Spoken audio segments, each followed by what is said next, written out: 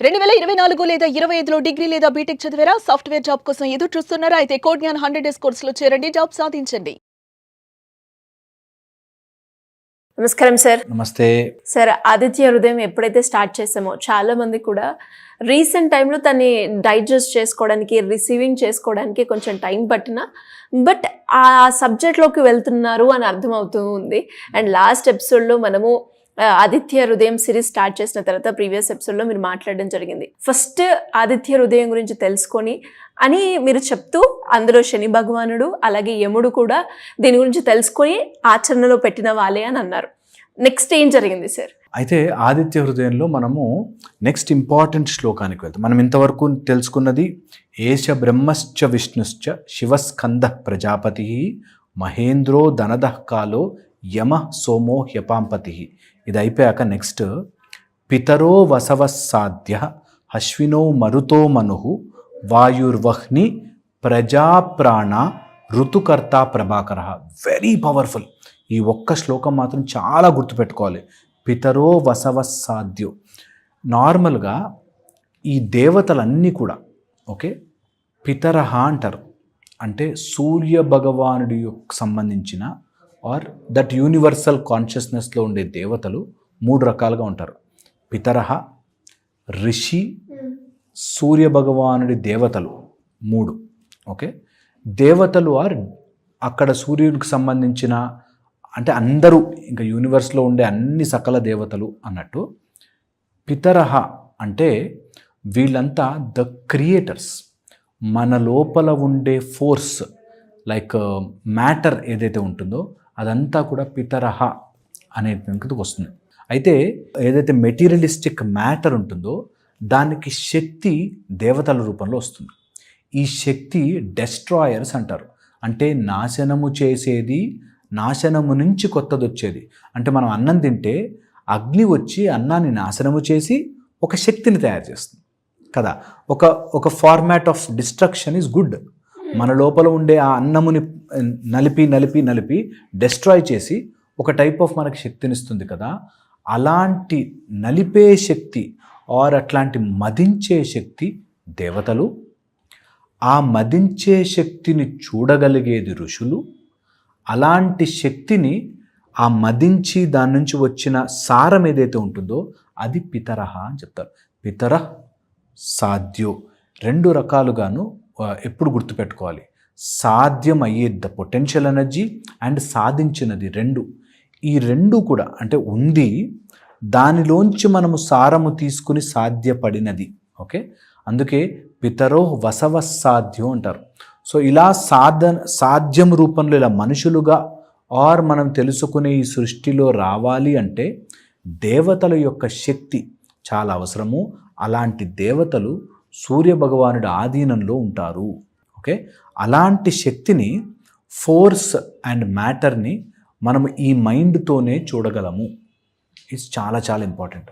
దీన్ని ఎప్పుడైనా ధ్యాస చేస్తున్నప్పుడు మనం బాగా అందులో మనం ఒకసారి దాని గురించి తెలుసుకుని వెళ్తున్నప్పుడు ఈ పొటెన్షియల్ ఎనర్జీని ఇంత ఫార్మ్ ఆఫ్ కైనెటిక్ ఎనర్జీగా మారుతూ, అంటే ఉన్న ఫుడ్డే అది నిజంగా నా లోపలికి వెళ్ళాక ఏదో జరిగి నాకు ఎనర్జీగా వస్తుంది అని ఏదైతే జరుగుతుందో దానికి సూర్య భగవానుడి యొక్క ఈ ప్రాసెస్ ఆఫ్ పితరహ వసవ సాధ్య ఇవి కలిస్తేనే జరుగుతాయి అన్నది ఇంపార్టెంట్. ఈ ఋషులలో మనం చాలా చెప్పుకోవచ్చు. అందులోనూ అశ్వినౌ మరుతో మనుహు. అశ్విని దేవతలు అంటే ద ట్విన్స్ అంటాం. ట్విన్ గాడ్స్, సెలెస్టియల్ డాక్టర్స్ అంటాం. అంటే దేవుళ్ళకే డాక్టర్లు వాళ్ళు. అలాగా సెలెస్టియల్ డాక్టర్స్గా ఉంటే అశ్వినౌ అనగా జనరల్గా ట్విన్స్ అని చెప్తాం. ఏదైనా ఈ ప్రపంచంలో ట్విన్, వెలుతురు చీకటి, ఊపిరి లోపలికి తీసుకోవడం వదలడం, ఇలా ప్రతిదీ రెండుగా ట్విన్స్గా ఉంటాయి. అలాంటి సెలెస్టియల్ డాక్టర్స్, అలాంటి యొక్క ఆ శక్తి ఏదైతే ఉంటుందో that both construction and destruction అన్నీ కలిపి సూర్యభగవానుడి ఆధీనంలోనే ఉంటాయి. అలాంటి సూర్యుడిని మనం రోజు చూడడం గనక ప్రాక్టీస్ చేస్తే ఎలాంటి మన లోపల ఉండే ఎలాంటి అక్యూములేటెడ్ అన్వాంటెడ్ ఫోర్సెస్ ఉన్నా పోతాయి. అలాంటిది అశ్వినౌ మరుతో మనుహు అంటే మరుతు అంటే వాయువు, గాలికి కూడా కావాల్సిన ఎనర్జీ. ఓకే, అలాంటిది. అండ్ వాయుర్వహ్ని, గాలి వాయు, వహ్ని అంటే ఫైర్. ఈ ఫైర్కి కూడా ఒక టైప్ ఆఫ్ ఎనర్జీని ప్రొడ్యూస్ చేసేది సూర్య భగవానుడి యొక్క కిరణము ద్వారా వచ్చిన పొటెన్షియల్. ఓకే, ఇది ఒక ఆస్పెక్ట్. అండ్ దాంతోపాటు ప్రజాప్రాణ ఋతుకర్త ప్రభాకర, ప్రజల యొక్క కర్త, ప్రాణము యొక్క కర్త అండ్ ఋతువు యొక్క కర్త. ఋతువు అంటే ద సైక్లికల్ నేచర్లో ఏది జరుగుతోందో అంతా ఒక చక్రములాగా, సమ్మర్ పోయింది, రైనీ వచ్చింది, వింటర్ వచ్చింది, మళ్ళీ సమ్మర్, ఇది ఏదైతే సైకిల్ లాగా పొద్దున రాత్రి, ఆ సైక్లికల్ నేచర్కి అంతటికీ కూడా సూర్యుని యొక్క కాన్షియస్నెస్సే కారణము. ఒకవేళ ఇమాజిన్ సూర్యుడు లేడు, మొత్తం అంతా కూడా there is no cycle, there is no what is right wrong లేదు. సూర్యుడు అలా తిరుగుతూ తిరుగుతూ తిరుగుతూ మనకు అన్నీ ఇస్తున్నాడు. భూమి సూర్యుడు చుట్టూ తిరుగుతూ తిరుగుతూ మనకు అన్నీ ఇస్తున్నాడు. అండ్ సూర్యుడు యాజ్ ఇట్ ఈస్ తన చుట్టూ తిరుగుతూ, ఇన్ని రకాలుగా ఈ సైక్లికల్ నేచర్ అంతటిని ఆ అదితి యొక్క కాన్షియస్నెస్ అంటే సూర్యుడికి ఆ వెలుతురిస్తున్న కాంతి, దాన్ని నడిపిస్తున్న నారాయణుడు, ఈ మూడు కూడా మనకి బ్యూటిఫుల్గా పితరో వసవస్సాధ్య అశ్వినౌ మరుతో మనుహు వాయుర్వహ్ని ప్రజాప్రాణ ఋతుకర్త ప్రభాకర.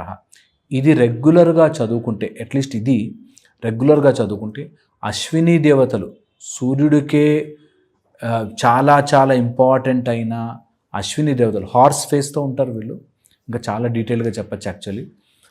అలాంటి వాళ్ళని మనము గనక మన జీవితంలోకి ఆహ్వానం చేసుకుంటే ఆరోగ్యం ఈజ్ ఈజీ ఫర్ అస్. దేవతలకే ఆరోగ్యాన్ని ట్రీట్మెంట్ చేయగలిగిన వాళ్ళు మనుషులు చాలా ఈజీ వాళ్ళకి. సో అలాంటి ఫోర్స్ని, అలాంటి వైటల్ ఫోర్స్ని మనం మిస్ చేసుకోకూడదు. ఇది రెగ్యులర్ ప్యాటర్న్లో ఎవ్రీ డే దాని గురించి ఆలోచించుకోవాలి. దీన్ని మనం ఈ రోజుల్లో అప్లై చేసి చూసుకుంటే, బికాజ్ మనిషి ఎవల్యూషన్ అవుతూ జంతువు నుంచి మనిషిగా వచ్చాడు. ఇప్పుడు మన ఎవల్యూషన్ ఇంకొక మనిషిగా కాదు, దేవతలుగా ఆర్ నెక్స్ట్ హయ్యర్ కాన్షియస్నెస్కి వెళ్ళగలిగేటట్టుగా మారాలి. దానికే ఇవన్నీ చెప్తూ వచ్చారు. నీ లోపల ఉండే గాలి మళ్ళీ ప్రాణ, అపాన, ఉడాన, సమాన, వ్యాన ఇలా డివైడ్ అవుతుంది. దాంతోపాటు అగ్నికి సంబంధించిన నాలుకలు, కాళి, కరాళి, ఇలాగ నాలుకలు, అవన్నిటినీ కూడా అనుసంధానము చేస్తూ నీ లోపల నిలపగలిగింది ఆ సూర్యభగవానుడి కాంతే. సో దాన్ని మనం చూసుకోగలిగిన రోజున, దాన్ని మనం ఎవ్రీడే ఎక్స్పీరియన్స్ చేయగలిగిన రోజున health problem is nothing for us అనేది ఈ మొత్తం దాని మీనింగ్. ఋతుకర్త ప్రభాకర అంటారు. అంటే ఋతువులు వారి సైక్లికల్ నేచర్లో అన్నిటినీ నిలపకపోయి ఉంటే అసలు ఎలా ఉండేదో ఒక ఆస్పెక్ట్ అయితే, వీటన్నీ ఎంత బ్యూటిఫుల్గా ఒకటే ఒక్కొక్క కలయిక తెలుసా నీకు. వర్షం రావడానికి ఎండ రావాలి, ఎండ వచ్చి సముద్రాన్ని నీకు నీళ్ళు అబ్జార్బ్ చేసుకుంటే అవి ఫిల్టర్ అయ్యి మళ్ళీ వర్షంలా పడాలి. It's all cyclical process. ఇది జరగకపోతే అది జరగదు, అది జరగకపోతే ఇది జరగదు అన్నట్టు ఉంటాయి అన్నీ. ఒకవేళ మనకి చెట్లకు అన్ని ఆకులు రాలేదనుకో, కొత్త ఆకులు రావు. సో అలాగా అన్నీ కూడా సీక్వెన్షియల్ ప్రాసెస్. అందుకే అశ్వినౌ ట్విన్స్ చెప్తున్నప్పుడు చెప్తారు, ఊపిరి లోపలికి ఎంత ఇంపార్టెంటో బయటికి రావడమో అంతే ఇంపార్టెంట్ అంటారు. మనకి సైన్స్లో కూడా హైపర్ వెంటిలేషన్ సిండ్రోమ్ అంటారు. అంటే ఎక్కువ ఆక్సిజన్ అయిపోయినా, కొన్నిసార్లు ఐసీయూలో ఆక్సిజన్ సిలిండర్ పెట్టి ఫుల్ ఫ్లోలో పెట్టేస్తారు నర్సులు, కానీ తెలియక ఎప్పుడైనా సమ్టైమ్స్ ఆక్సిజన్ ఎక్కువ అయిపోయినా కూడా ప్రాబ్లమే. అది కరెక్ట్గా లిమిట్లో ఉండాలి. కార్బన్ డైఆక్సైడ్ ఎందుకు అవసరం అంటే, కార్బన్ డైఆక్సైడ్ పెరుగుతుంటే స్టిమ్యులేట్ చేసి లంగ్స్ ఊపిరి తీసుకో అని చెప్తుంది. అది కూడా ఇంపార్టెంటే. సో అలాగ బోత్ని బ్యాలెన్స్ చేస్తూ ఉండే అశ్విని కుమారులు or any twins, celestial doctors, అది చాలా చాలా ఇంపార్టెంట్. వాళ్ళని గవర్న్ చేస్తున్న పితర వసవస్సాధ్య. అంటే పితరులు అనగానే the force, the matter, atoms కావచ్చు, ఎలక్ట్రాన్స్ కావచ్చు, న్యూట్రాన్స్, ప్రోటాన్స్, ఇవంతా మ్యాటర్ రూపంలోనూ, వాటికి సంబంధించిన వాటిని, ఆ శక్తిని చూడగలిగిన ఋషులు and real celestial gods, devas, ఈ మూడు కలిపితేనే ఒక టైప్ ఆఫ్ ఒక బ్యూటిఫుల్ సిస్టమ్ తయారవుతుంది అన్నది మనకి ఈ శ్లోకం ద్వారా తెలుస్తుంది. దీన్ని మీరందరూ కూడా ఒక్కసారి ఫోకస్ చేసుకుని ఎప్పుడైనా చదివినప్పుడు అసలు ఆ పితరహ శక్తి అనేది ఏంటో తెలుసుకుని, దాంతోపాటు ఈ ఋషులని మనం ఆవాహన చేసుకుని అండ్ మీకు కుదిరినన్ని దేవతలని తలుచుకుంటూ ఉంటే ఈ ఋతువులకి సంబంధించి 12 నెలల యొక్క సూర్యుల్ని ఆదిత్యులు, 12 ఆదిత్యులు 12 మెంబర్స్ని 12 ఒకే ఆదిత్య రూపం, బట్ మంత్కి మనకి అలా ఆదిత్యులుగా చెప్తూ అలాంటి ఆదిత్యుని యొక్క స్వరూపాన్ని తలుచుకుంటూ ఉంటే నిజంగా ప్రాబ్లమ్స్ అనేవి అలా కరుగుతాయి. సో ఇది ఒక మెడిటేటివ్ మోడ్లోకి వెళ్ళి చేయండి. ఇది శ్లోకం చాలా చాలా పవర్ఫుల్.